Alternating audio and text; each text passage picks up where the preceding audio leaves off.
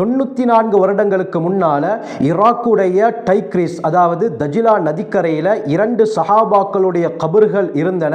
அந்த அடக்கம் செய்யப்பட்ட 2 முக்கிய சஹாபாக்களுடைய கபர்கள் ஒரு முக்கியமான காரணத்துக்காக வேண்டி தோண்டப்பட்டு வேறு இடத்தில் அடக்கம் செய்யப்பட்டது. இந்த 2 சஹாபாக்களுடைய கபர்களை தோண்டும் பொழுது அந்த ஜனாசாக்கள் வெளியே எடுக்கப்பட்டதும் அதை பார்த்த மக்கள் ஆச்சரியம் அடைந்தார்கள். எந்த அளவுக்கு என்றால் அந்த 2 ஜனாசாக்களை பார்த்த மக்களில் பெரும் கூட்டத்தினர் இஸ்லாத்தை ஏற்றுக்கொண்டதாக அந்த ஈராக்குடைய வரலாறு தெரிவிக்கிறது. அது மட்டுமல்லாமல் ஒரு தொல்பொருள் ஆராய்ச்சியாளரும் இந்த விடயத்தை பார்த்து இஸ்லாத்தை ஏற்றுக்கொண்டார். அப்படி என்ன ஆச்சரியம் அந்த ஜனாசாக்களிலே இருந்தது, அந்த ஜனாசாக்கள் யாருடையது, இதன் காரணமாக அந்த இடத்திலிருந்து தோண்டப்பட்டு வேறு இடத்திலே அடக்கம் செய்யப்பட்டன என்ற எல்லா விடயத்தையும் தெளிவாக இந்த பதிவிலே பார்ப்போம்.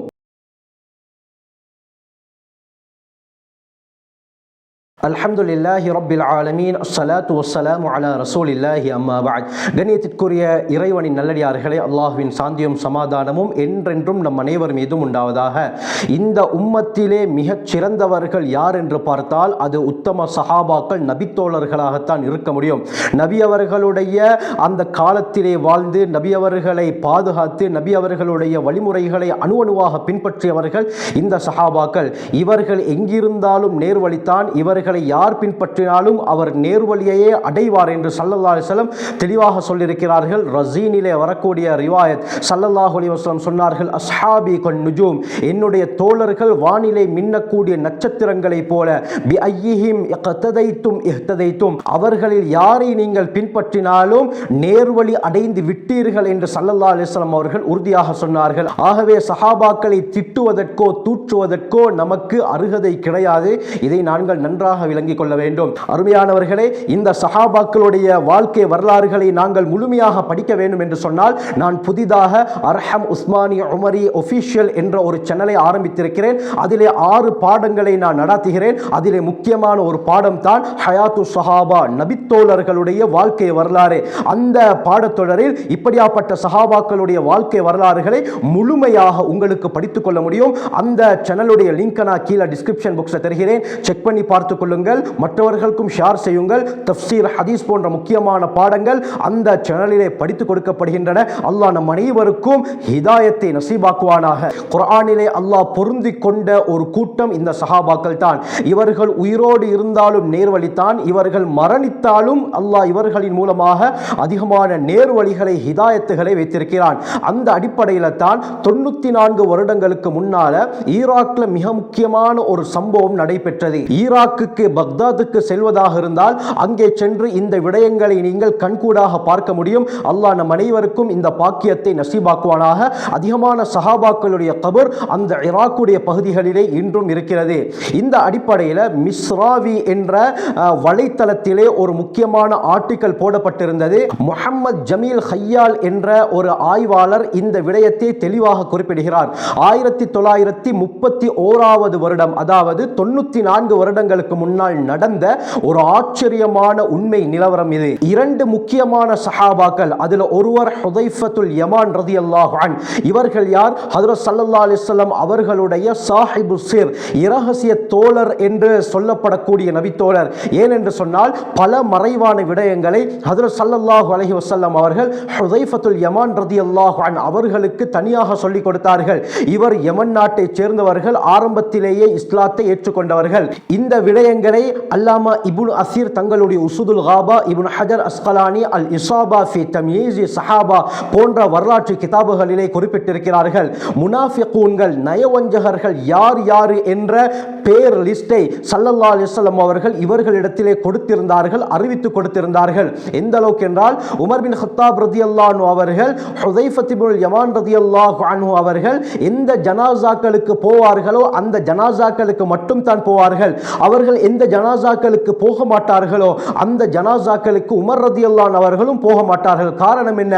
அவர்கள் யாரு நயவஞ்சகனாக இருக்கிறார்களோ அவர் மரணித்து விட்டால் அவருடைய ஜனாசாக்கு போக மாட்டார்கள். இதை அறிந்த உமர் ரலியல்லாஹு அன்ஹு அவர்களும் இதையே பின்பற்றுவார்கள். ஆகவே அந்த முனாஃபிகூன்கள் யார் யார் என்று ஹுதைஃபா ரலியல்லாஹு அன்ஹு அவர்களுக்கு ஸல்லல்லாஹு அலைஹி வஸல்லம் அவர்கள் தெளிவாக அறிவித்து கொடுத்தார்கள். எந்த அளவுக்கு சொல்லப்படுகிறது என்றால் கடைசி காலம் வரை நிகழக்கூடிய எல்லா குழப்பங்களையும் ஹுதைஃபா ரலியல்லாஹு ரதியல்லாஹு அவர்களுக்கு ஸல்லல்லாஹு அலைஹி வஸல்லம் அவர்கள் அறிவித்து கொடுத்தார்கள். அதனால தான் சாஹிபு சிர், நபி அவர்களுடைய இரகசிய தோழர் என்ற சிறப்பு பேர் இவர்களுக்கு சொல்லப்படுகிறது. ஹுதைஃபா ரதியல்லாஹு அன்ஹு அவர்கள் ஹிஜ்ரி 36வது வருடம், அதாவது உஸ்மான் ரதியல்லாஹு அவர்கள் அநியாயமாக படுகொலை செய்யப்பட்டதற்கு சில நாட்களுக்கு பிறகு இவர்கள் மரணித்தார்கள். மதாயின் என்ற இடத்திலே இவர்கள் மரணித்தார்கள். ஆகவே அந்த பகுதியிலேயே இவர்களுடைய ஜனாசா, அதாவது டைக்ரிஸ் நதிக்கரையில் அடக்கம் செய்யப்பட்டது. இதே போல தான் அடுத்த முக்கியமான சஹாபி தான் ஜாபிர் பின் அப்துல்லா ரதியல்லாஹு அன், அவர்களுடைய மகன் அப்துல்லா பின் ஜாபிர் ரதியல்லாஹு அன். இவர்களுடைய பேரும் அப்துல்லா, இவர்களுடைய அப்பாவின் பேரும் அப்துல்லா, அதாவது அப்துல்லா பின் ஜாபிர் பின் அப்துல்லா என்பது தான் இவர்களுடைய பேர். இந்த அப்துல்லா பின் ஜாபிர் ரதியல்லாஹு அவர்களும் முக்கியமான நபித்தோழர். ஹிஜ்ரி 16வது வருடம் உமர் பின் கத்தாப் ரதியல்லாஹு அன் அவர்களுடைய ஆட்சி காலத்தில் பாரசீகத்துக்கு எதிராக நடைபெற்ற முக்கியமான ஒரு யுத்தம் தான் காதிசியா என்ற யுத்தம். இந்த காதிசியா என்ற யுத்தத்திலே கலந்து கொண்டு இவர்கள் ஷஹீதாக்கப்பட்டார்கள். இவர்களுடைய கபரும் ஹுதைஃபா ரதியல்லாஹு அன் அவர்களுடைய கபரும் பக்கத்தில் தான் அடக்கம் செய்யப்பட்டிருந்தது. ஆக அருமையானவர்களே, இந்த இருவருடைய கபர் ஆரம்பமாக ஈராக்குடைய மதாயின் பகுதியில் டைக்ரிஸ் நதிக்கரையிலே அடக்கம் செய்யப்பட்டிருந்தது.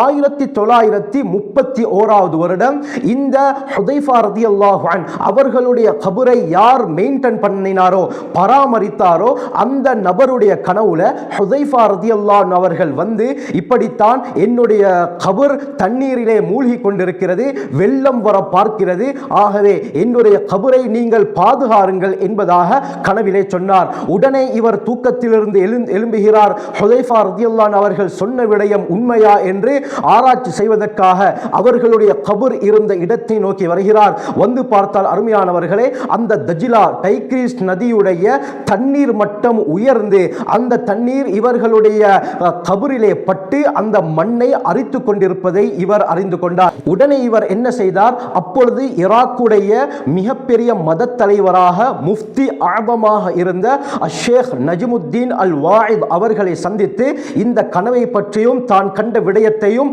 தெரிவித்தார். அதாவது, நான் நேரடியாக அந்த கபரை போய் பார்த்தேன், தண்ணீர் அரித்து அந்த கபர் இடிந்து விழும் அளவுக்கு நிலைமை மோசமாக இருக்கிறது என்று சொல்ல, உடனே ஷேக் நஜ்முத்தீன் வாயித் அவர்கள் அப்பொழுது ஈராக்குடைய மன்னராக இருந்த காசி அவர்களிடத்திலே போய் இந்த விடயத்தை தெரிவித்தார். பிறகு மன்னர் என்ன செய்தார்? தன்னுடைய வகுப் துறையிலே தேர்ச்சி பெற்ற ஒரு இன்ஜினியரை அனுப்பி இந்த விடயம் உண்மையா என்று பாருங்கள், அப்படி இருந்தால் அதற்கு என்ன மாற்று நடவடிக்கை எடுக்க வேண்டும் என்பதையும் தெரிவியுங்கள் என்று சொல்லி அனுப்ப, அந்த இன்ஜினியர் வந்து அந்த கபரை செக் பண்ணி பார்த்ததற்கு பிறகு இந்த கபர் இடியக்கூடிய நிலையிலே இருக்கிறது, உடனடியாக இந்த கபரை இடம் மாற்றம் செய்ய வேண்டும் என்று மன்னரிடத்திலே தெரிவித்தார். அதற்கு பிறகு மன்னர் காசி என்ன செய்தார்? ஹுதைஃபா ரதியல்லாஹு அவர்களுடைய கபரை மட்டுமல்லாமல் அவர்களோடு அடக்கம் செய்யப்பட்டிருக்கக்கூடிய அப்துல்லா பின் ஜாபிர் ரதியல்லாஹு அன் இருவருடைய கபரையும் பரிசுத்தமான முறையிலே தோண்டி எடுத்து சல்மானே ஃபாரிஸ் ரதியல்லாஹு அவர்களுடைய கபர் எந்த இடத்திலே அடக்கம் செய்யப்பட்டிருக்கிறதோ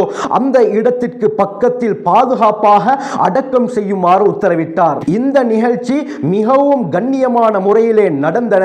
அந்த நிகழ்ச்சியில் மன்னர் அவர்களும் அந்த மத தலைவர் ஷேக் நஜ்முத்தீன் வாயித் அவர்களும் நேரடியாகவே கலந்து கொண்டார்கள். இராணுவ மரியாதையுடன் அந்த இரண்டு புனித சஹாபாக்களுடைய கபர்கள் தோண்டப்பட்டன. போட்டோல நீங்க பார்க்கக்கூடிய இந்த விடயம் தான் அப்பொழுது நடந்த விடயம். அந்த இரண்டு சஹாபாக்களுடைய கபர்களை இராணுவ மரியாதையுடன் சுமந்து வரக்கூடிய காட்சியை தான் இந்த போட்டோல நீங்க பார்க்கறீங்க. இந்த போட்டோ இன்றும் ஈராக்குடைய பக்தாதிலே நினைவு சின்னமாக ஹஜ்ரத் ஹுதைஃபா ரலியல்லாஹு அன்ஹு அவர்களுடைய கபருக்கு முன்னால் இது போடப்பட்டிருக்கிறது. இந்த இரண்டு சஹாபாக்களுடைய கபர்கள் தோண்டப்படும் அந்த சந்தர்ப்பத்தில் மன்னரும் இருந்தார், அதே போல பெரும் தலைவராக இருந்த நஜ்முத்தீன் வாயித் அவர்களும் அந்த இடத்தில் இருந்தார்கள். இதே போல பெரும் மக்களும் அந்த இடத்திலே கூட்டமாக இந்த நிகழ்ச்சியை நேரடியாக கண்டார்கள். இந்த சந்தர்ப்பத்தில் இரண்டு சஹாபாக்களுடைய கபர்கள் தோண்டப்பட்டன. தோண்டி அந்த கபர் வெளியே எடுக்கப்பட்டதும் அந்த ஜனாசாக்களை நேரடியாக பார்த்த மக்களுக்கு பெரும் ஆச்சரியம் காத்திருந்தது. ஏனென்று சொன்னால் 1300 வருடங்களுக்கு முன்பாக அடக்கம் செய்யப்பட்ட இரண்டு கபர்கள், 1300 வருடங்களுக்கு முன்னால் அடக்கம் செய்யப்பட்ட கபராக இருந்தால் பொதுவாக நாங்கள் பிராக்டிகலில் யோசித்து பார்ப்போம், சில நாட்கள் சென்றதுமே உடம்பெல்லாம் அப்படியே அழுக ஆரம்பித்து கடைசி கடைசியில் என்னவாகும், அந்த உடம்பிலே இருக்கக்கூடிய சதைகள் எல்லாம் உக்கி போய் அதற்கு பிறகு மண்டையோடு மட்டும் தான் இருக்கும். அதுவும் மண்டையோடு காலப்போக்கில் அப்படியே உக்க ஆரம்பிக்கும். ஆனால் அருமையானவர்களே, இந்த இடத்தில் என்ன நடந்தது என்று சொன்னால், 1300 வருடங்களாக அடக்கம் செய்யப்பட்ட இந்த சஹாபாக்களுடைய கபரை வெளியே எடுத்து அதை திறந்து பார்த்தால், நேற்று ஒரு ஜனாசாவை அடக்கம் செய்தால், நேற்று என்று கூட சொல்லக்கூடாது, சில மணித்தியாலங்களுக்கு முன்னால் அடக்கம் செய்யப்பட்ட ஒரு ஜனாசா எப்படி ஃப்ரெஷ்ஷாக இருக்குமோ, எந்த விதமான ஒரு சேதமும் ஏற்படாமல் இருக்குமோ, இதே போல இந்த இரண்டு சஹாபாக்களுடைய உடம்பிலே எந்த விதமான சேதமும் இல்லாமல் இருப்பதை பார்த்த மக்களுக்கு பெரும் ஆச்சரியம் ஏற்பட்டது.